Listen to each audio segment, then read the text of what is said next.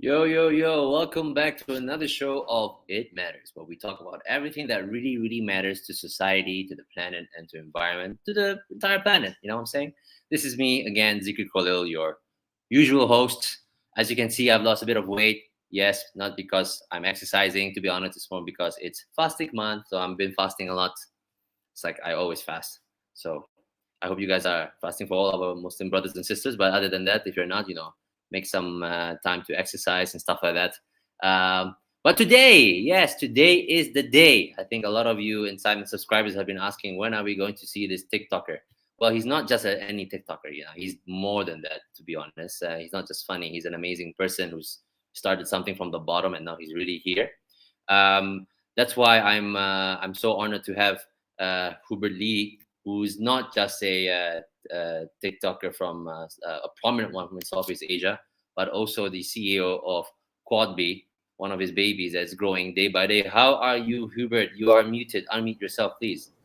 Yep. Happy to be here. I feel excited. This is a session that I've been really anticipating for probably the longest. So thanks for having me.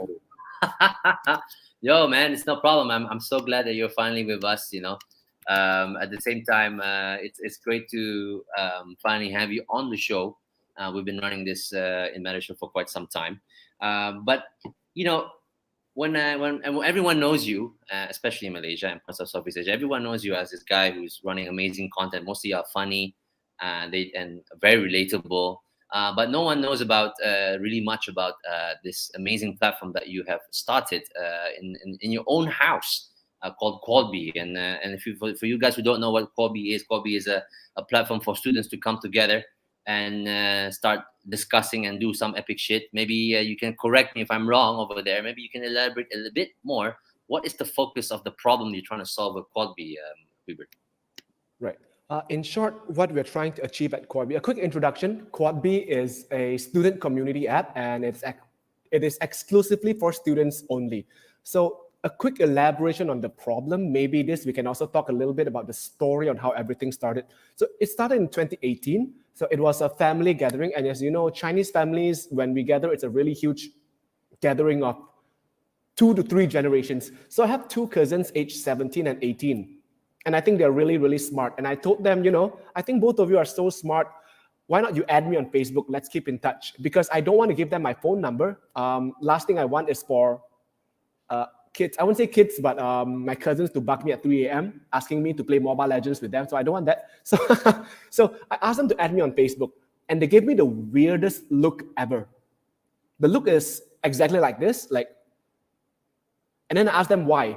And they gave me a very surprising answer. They told me, in Chinese, by the way, Facebook, nobody uses Facebook anymore. So I was kind of shocked, and I asked why, and they responded. I asked, what do you mean? And they responded, Facebook is just for old people one lah. So at that moment, I have two options. First is to feel offended that they said I'm an old person. The second option would definitely be to ask them further. So me being I believe I would call myself quite entrepreneurial. I always want to know deeper into why people do or say certain things. So I asked them deeper, and they said apparently because their friends are no longer on Facebook. After asking and researching further, turns out 3 years ago it was 40%. This year it is 60%. 60% of millennials has dropped out of Facebook. And the reason is because the existence of boomers, I call them boomers, or family members and teachers who are on Facebook stalking. So they feel like they don't have the privacy to really be themselves and express themselves. So that's really the problem that we're trying to solve here. First is the lack of a networking platform exclusively for students. Second is a private and controlled platform where students or millennials can freely voice out. And third, a fully private platform exclusively for students only. So that's what we're doing here. I see. I mean, that kind of makes sense. I think we've got the same notion and narration with other people why they are using more Instagram or why they're using other different platforms. But in any case, Quadby itself, like, how is it uniquely a social media? Is it a social media platform? And that's another question people are asking. What is this platform bringing students only? And what are you expecting these students to do rather than just socializing? Like, what is that big vision? Our big vision is ultimately like we are a platform. We're a platform and we don't dictate what they should or shouldn't do. We provide them a platform and they can do anything they want there as long as it is safe and within our community guidelines. In short, we are a community app and our community is in the, so social networking and community is pretty much we're in the same subcategory of our tech product. So we're in the same subcategory, community, we're a community platform. Students join our platform to do mainly two things. First is to find people of like-minded interests, because when you join our platform, when you join Quadby, you will be asked to provide information about yourself, including which university you're from. Second, what are your specific interests, right? And when you are launched into the app, what's happening is you will get to see who's in your university, who's signed up in your university instantly, and you will also get to see who are the people with the most likely interests that you have. So we believe in this manner, we are helping students develop a deeper level of relationship, putting them in a community of people who talk about things that matters most to them. Ultimately, our really, really big vision is to provide a platform where we believe that students can form a very, very deep level of lifelong connection and friendship. And ultimately, we just want to become the largest social networking platform. If the humble way would be in Southeast Asia, but if we want to boast a little bit, then I would say in the world. Oh, fantastic. No, I mean, everyone dreams big, and I think you're pretty much, I'm not halfway there, but, you're getting there somehow, somewhere or another. You're conquering Malaysia slowly, state by state, city by city, university by university. How big is your team? You will be surprised to learn that we are just a team of 4 full-timers, but we are not just a small core. At the core, we are four people team, but we work with the I won't say logistic, but we work with a student network across 148 universities. So because Quadby is now used across 148 universities regionally, including Singapore, Myanmar, Philippines, and Indonesia. And we're also seeing footprints from India. So these are our student network. So we work with student leaders across all these universities in these regions. Okay, fantastic.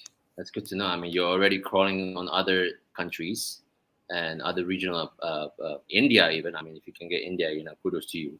Thank you. Everyone's going to ask you, like, where is the source of revenue coming from at this point, and what are the incentives pretty much for students to use this other than getting connected? The source of revenue is mainly from advertising, but for now we are focusing fully on user acquisition and entering new universities, mainly because we want the earliest experience of the earliest Quadby experience to be as seamless and undisrupted as possible. So we avoid doing ads, but in our future ways we are planning to do ads, mainly because that's one of the most, I would say, the most logical way to generate revenue. And it's great that there is a platform where people can connect, get a deeper understanding of one another, and start doing things of similar interests. But I think there will be another group of, I would say, naysayers, or the devil's advocate would say, well, they're just there talking and trying to do something. Like, how are they saving the world? What would you say to those people? Like, how is this a platform that you see could be a pinnacle point to help any kind of world problem out there, if any, that you see fit with what you're building? I think ultimately sometimes life can be as simple as finding the best people that understands you or your interests most.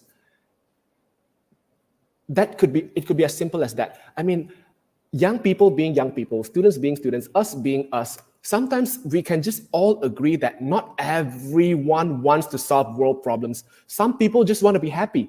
Some people just want to feel less lonely. Some people just want to have friends. And ultimately, I believe that if we can put all these students together in one platform and provide them a platform that they can freely voice out, express themselves freely, you would see magic happen. You wouldn't know these people who are interested in memes, one day they would cross paths in another community group within our app who are actually sort of like the go green community, the recycle community, or the world problem solving community. So these meme communities, so people from this community, let's just call it the problem solving community. The problem solvers community would have people who are interested in memes. And this is when the meme group would be exposed to the people within this problem-solving community who are interested in memes. So this is when both interests collides and they can exchange information, exchange knowledge. They could share ways that they could improve things together. So ultimately, the goal is not to force them to solve world problems, but to let them have a natural progression of first things first, exposure to the problems out there, and second, to pick their interest on the fun of solving world problems. And ultimately, it's allowing them to rediscover themselves. So in other words, you're creating your own renaissance, I would say. I mean, in a very evangelical way, perhaps, but ultimately, I just want people. Back in my days, I didn't have platforms like this, and I just really want people to have a platform that they feel understood and less lonely. Because I've been through this path, and it feels I feel really alone at that time. So yeah, that's why I'm doing this. Fantastic, man. I mean, well said. Also, I think your explanation will definitely help make those people who misunderstood your platform to look at the bigger picture, pretty much. Because it all starts with one more than two persons to start talking about, hey, maybe we could do X, Y, and Z to solve X, Y, and Z and whatnot. It does takes basically you're helping to stage of enabling them in that sense.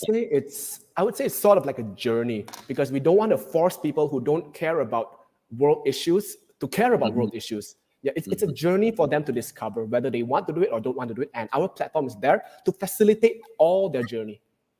Absolutely. Well, I mean, yeah, I agree to that too, man. But it would definitely come in really well if someone is an influencer. Like, for example, yourself, you're one of the most followed TikTokers from Malaysia, for example. Like, does this also help bring other people like you to use Quadby who are just students? Is this another place to unearth the hidden gems of people not knowing that they could be somewhere like you or other people that they look up to?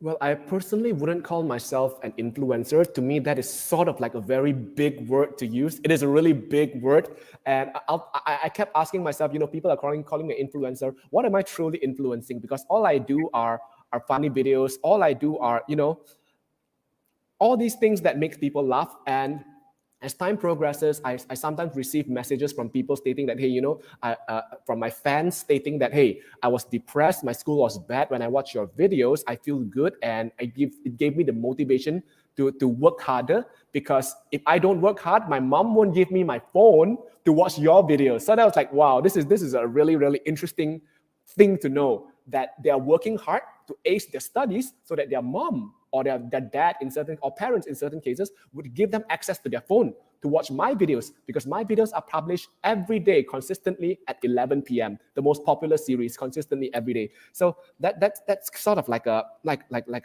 it gave me that surprise. So I would say yes, it really, really did help in terms of a sales funnel. So on the top funnel are my fans, and I funnel them to use Quadby. It definitely assisted a lot in reducing the cost for user acquisition.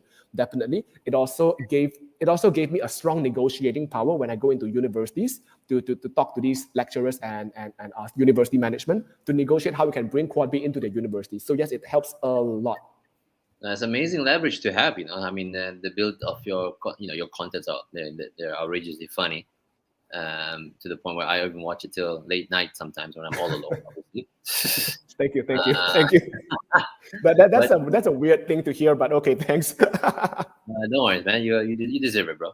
So keep doing that. But most importantly, like we can understand now, like where you're doing very smart ways to get the number of users coming in, and hopefully I see more students are using your platform more and more ever. But last but not least, like there's a lot of students out there who are, I think, this whole pandemic, everybody has kind of doubled down themselves a bit, retreated themselves more. But now as we are slowly opening, I'm sure, there's a lot of missed opportunities. And if not, there were opportunities during the lockdown, but they never had the mental fitness to kind of capitalize on that, and as someone who's leading and the number of or you could say a leader yourself amongst students, who kind of look up to you and who kind of use your platform and they rave about your platform. And what can you say to those other students who have not heard from you about life in general? And what things would you want to say to them to kind of help them lift up and find means to find their journey, as you said, because Quadby is a journey. I would just say that a lot of us, I mean, I came from a very typical very typical Chinese family. And Chinese families, they always urge us to do things as fast as we can, make as much money as we can, get successful as fast as we can.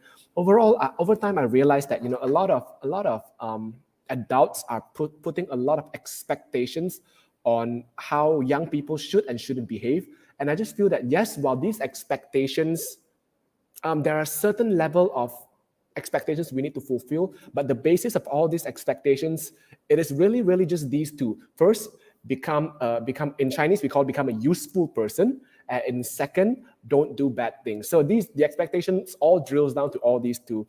Ultimately, the journey of life, I would say the journey of life, it is called the journey of life for a reason. It's for a reason. And don't rush things. Nobody wakes up one fine day telling themselves that, hey, no, I just woke up and I feel very motivated. I want to change the world. I mean, some people do wake up wanting to change the world, but for most people, it is a journey. For mine, it is a journey of being lost for almost 10 years, not knowing what to do. So I took 10 years. I took my own sweet time, 10 years of my life. But for another bunch of people, it is mainly due to trauma. Like maybe they lost someone important to them. Maybe they've gone through a certain types of fear or trauma that made them want to do something. So take your time to discover. Take your time to discover it. Ultimately, there are three things that I really want to impart, considering this could be my final question. So first is as millennials ourselves, we are probably one of the most judged generations in the history of all generations. They call us impatient. They call us entitled. They call us many, many things that I don't think anyone should be labeled as. So one way to solve this is obviously not to fall into the category of those people. So first is, I just want to say, first is to have a responsible behavior. And a lot of people, they want to be famous, they want to be well-known because they think it is a ticket to do unreasonable things and get away with it. So first, we shouldn't have that thought. First, I hope everyone can have a responsible behavior. Second is, most people talk about change. Most people want change, but when they are required to step up to create the change, nobody would step up. So if you want the change to happen, inspire the change to happen. You don't have to change everyone. The first person that you can change or improve would be you yourself, right? Become what you want the society to become. Okay?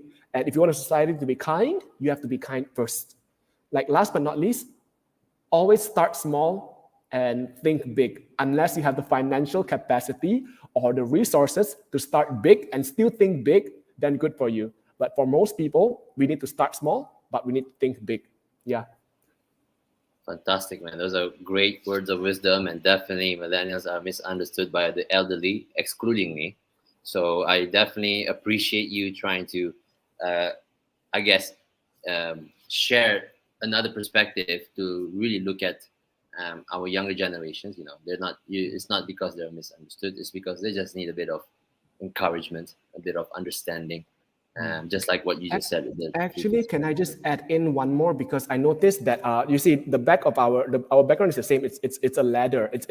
Those are steps. So I just want to do an analogy for what we have on our background. So for me, so a lot of people, we talk about success. I mean, I don't think I'm successful enough to talk about this, but this is something that I think all of us can agree, right? So first things first, the thing about success is consider success as a very steep stairway or a very steep ladder that you have to slowly climb, right? And climb slowly. One mistake, you might slide back down a lot, and always climb back up, always climb back up. It is hard to climb all the way to the top, but once you're on the top of the ladder, your job is to pull people up to where you're standing. So this is what I believe leadership is all about. Yeah, so that's the stairway analogy. We have the same background. We do have almost the same. Mine's a bit authentic from the 70s. So But yo, that's amazing, man. Like again, like I'm again honored and really happy you're finally on It Matters, because whatever we talk about here is things that really matters to the understanding of humanities in general. For those who are watching, make sure you do check out Hubert on Instagram. Actually, he's more well known in TikTok, so you can go check down here. You can see there's a slider right here telling you exactly it's been playing throughout the whole show. So make sure you go there, follow this guy, spread the word. If you want to find out about Quadby, go to www.quadby.com, or it's already available on your Android and your iOS as well. Check it out. So you have to be only a student, huh? So I can't join pretty much, right? Unfortunately, no. Okay, it's a very controlled environment. No, it's fine. It's fine. But yeah, so that's pretty much it on this It Matters show, guys. I hope you guys enjoyed a little positive inciting from our guest here from Hubert D. So thank you again for those who are watching. Make sure you click the share button, subscribe to Incitement show, and at the same time, don't forget to support our friend Hubert D here. Thank you so much, Hubert, for being on our show, and Thank you. I'll catch you in a bit. Thank you for having me. Thank you. No, likewise.